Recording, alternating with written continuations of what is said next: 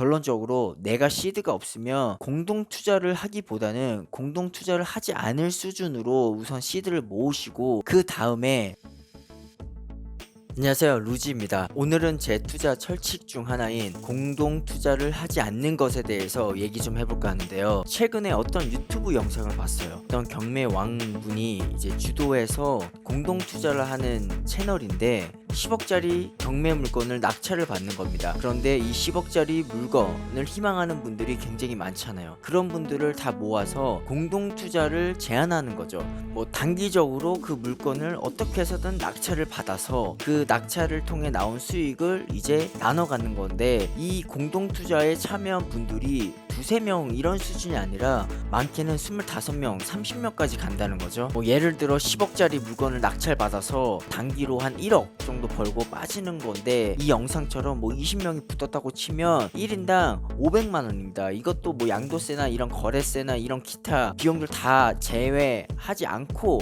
그냥 토탈로 봤을 때 500만 원인데, 그 500만 원을 벌려고 과연 이 큰 리스크를 짊어질 필요가 있을까라는 것에 대한 의문이 가장 먼저 들었습니다. 여러분, 공동 투자라는 것은 바로 나의 한 달 뒤, 1년 뒤 모습도 예측이 되지 않는 이 사회에서 20명, 30명의 그 개인들의 그 불확실성을 같이 가져가는 거, 그리고 그 주도했던 분이 어떤 분인지는 전 모르겠지만 이 분뿐만 아니라 어떤 공동 투자를 주도하는 분이 다른 마음을 먹기 시작하면 이 투자 행위는 결국 욕심이 불러일으킨 결과를 보여주는 좋은 사례가 되지 않을까, 그리고 그 사례의 중심에 투자에 참여한 분들이 있지 않을까 저는 생각이 들고요. 그럴 시간엔 하나의 물건을 가져가더라도 내 기준과 그리고 내 판단 하에서 내가 직접 실행을 해서 사는 게 훨씬 더 좋은 투자 자산이 될 거고 수익률도 될 거고요. 앞으로 더 큰 투자를 해 나가는 데 있어서 더 나은 결과를 낼 수 있을 거라 봅니다. 공동 투자를 하면 안 되는 이유 3가지가 있습니다. 첫 번째는 내가 어느 정도 종잣돈이 있고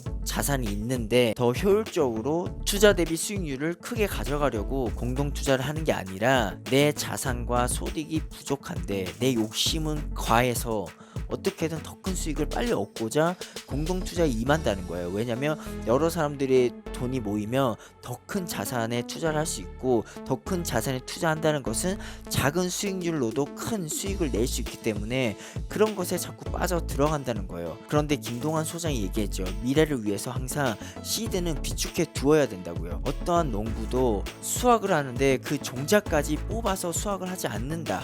그 종자는 냅둬야지만 더 큰 기회를 잡기 위한 기회가 된다고요. 따라서 나의 욕망 인덱스가 평균값을 상회했다 라고 보는 측면에서 공동 투자를 하면 안 된다 라고 저는 생각을 하는 거고요.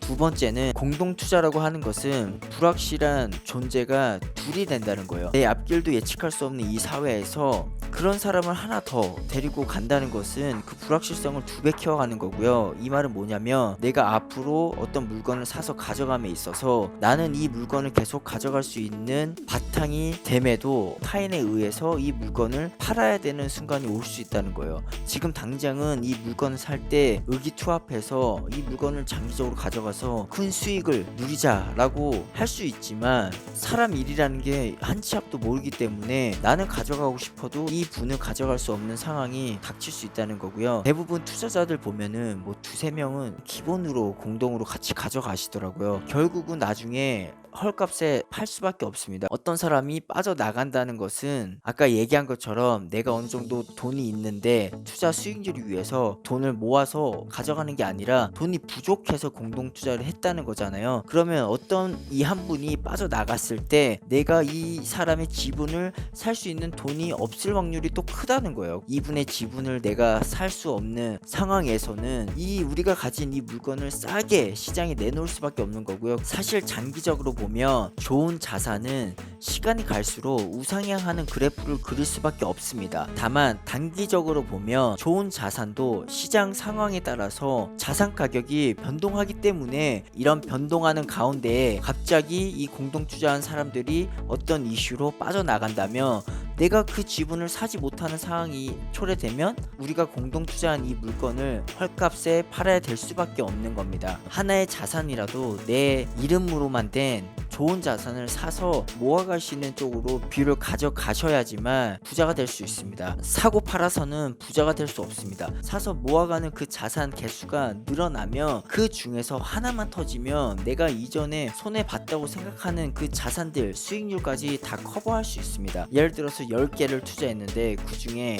9개가 망해도 1개에서 5배, 10배가 터질 수 있는 자산이 나온다는 겁니다. 물론 좋은 자산을 산다는 전제 하에서요. 앞으로 어떤 투자를 함에 있어서 공동 투자를 해야겠다는 생각은 접으시고요. 내가 공동 투자를 해야겠다는 생각이 막 스멀스멀 올라오면 나의 욕망 인덱스 값이 평균을 상회해서 가고 있다라고 생각을 하시고 채찍질을 하시는 여러분들이 되셨으면 합니다. 절대 공동 투자에서 큰 부자는 될 수 없습니다. 내 주변보다는 조금 잘 살 수 있겠지만 우리가 바라는 경제적 시간적 자유를 이룬 그런 진짜 자산가의 영역에는 이룰 수 없다는 거, 저 스스로도 한 번 더 기준을 다시 잡고 가는 거고요. 여러분들도 이 영상을 보시고 공동 투자에 대한 생각 바꿔보는 계기가 되시기 바랍니다. 오늘도 긴 영상 시청해 주셔서 감사합니다. 다음에 또 뵙겠습니다. 고맙습니다.